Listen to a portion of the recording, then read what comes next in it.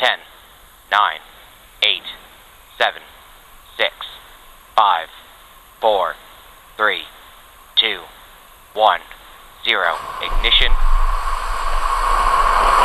Liftoff of the Falcon 9. Go NROL-85.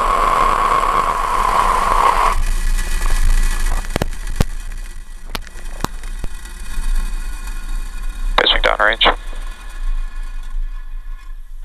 Stage 1, chamber pressure is nominal.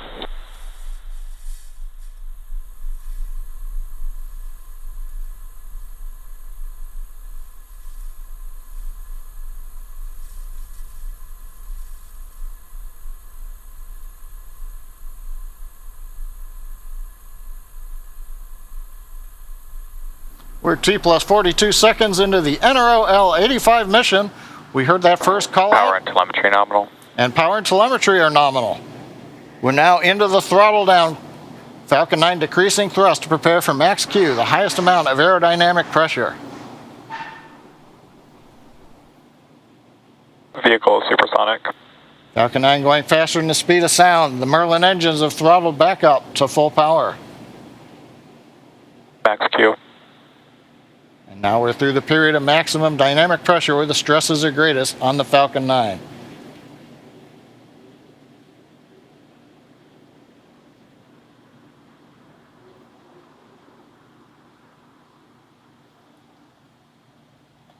T plus 1 minute 30 seconds.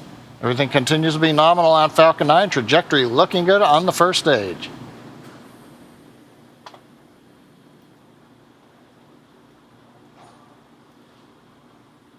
We should hear a call out here shortly. MVAC-D chillin'.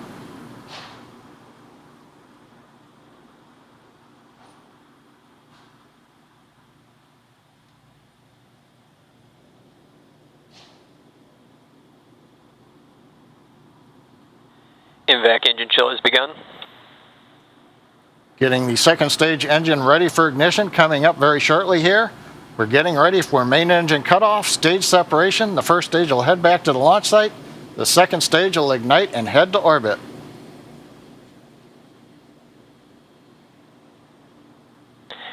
Nico. Stage separation confirmed.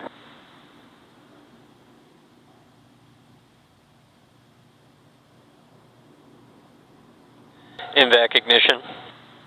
Stage 1 boost back startup. And there you've heard it.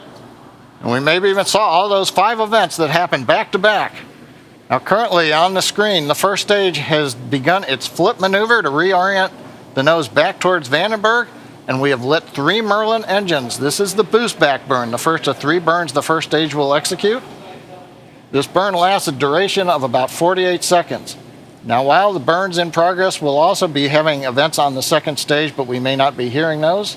And we won't be broadcasting second stage camera views at the request of our customer. Fairing separation confirmed. And we did hear fairing separation over the net. Boost back burn shutdown is coming up. Stage 1 boost back shutdown. Right on time, we've got shutdown of the 3 Merlin engines. We'll next be waiting to see the titanium grid fins begin their deploy now that the boost back burn is complete. And here come the fins.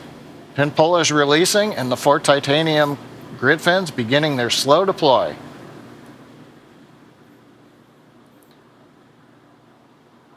We're coming up on 4 minutes into launch. Now with that boost back burn done, our first stage will be attempting its land landing in just 4 minutes at T plus 8 minute mark. We're now heading back to the launch and landing site at Slick 4, but you'll notice the first stage has continued to coast up to apogee. You can see there on the screen we've got the altitude and speed indicators of the first stage, 132 kilometers, and now we'll begin descending back down towards the Earth's atmosphere. Now there will be 2 more burns of the first stage engines. One will be the entry burn. That's the next one up. Again, where 3 of the Merlin engines will reignite, the same 3 we just used on that boost back to head it back to Vandenberg.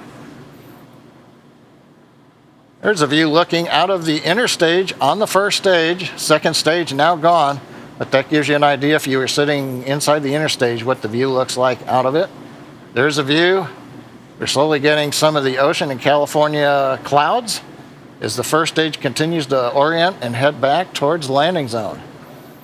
Now the entry burn that I mentioned, it'll be coming up. That'll be to help slow the stage down in preparation for entry Both back. vehicles are following nominal trajectories. We got a good call out there. Everybody's on nominal trajectories. You may be able to see on the right-hand side above that right grid fin that kind of whiter squiggly line. I think that may be the contrail from the liftoff of the Falcon 9 as we're heading back right towards about that spot, 1,400 feet away from the liftoff. Now you can see the altitude decreasing. We're down to just inside the 100 kilometer point. Velocity is picking up again. The entry burn will light and that'll scrub off some of that speed. Now in the vacuum of space you can see these white pulses. That's nitrogen gas from attitude control thrusters on the interstage. They're being used to orient and aim the launch vehicle first stage. These thrusters are up on the interstage near the top of the first stage. Now right now you can see the grid fins aren't doing anything, but once we get back into the atmosphere, look for them to begin moving because it's in the denser air that these fins provide that steering that we need of the vehicle during descent. Right now we're waiting for the entry burn to begin.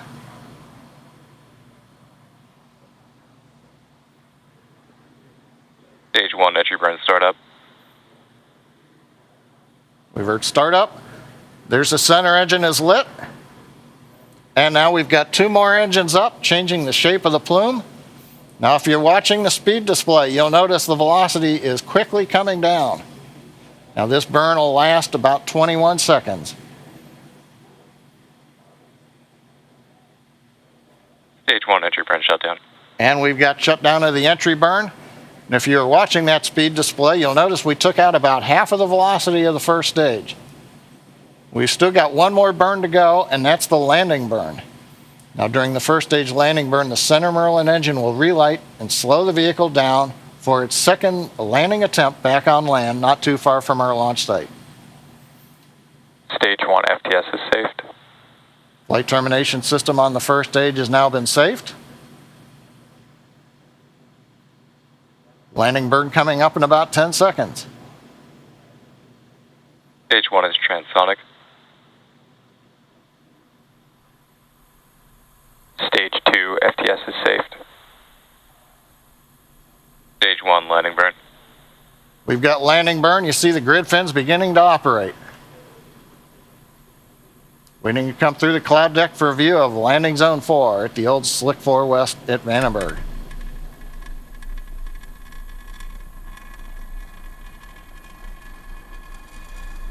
Stage 2 is in terminal guidance.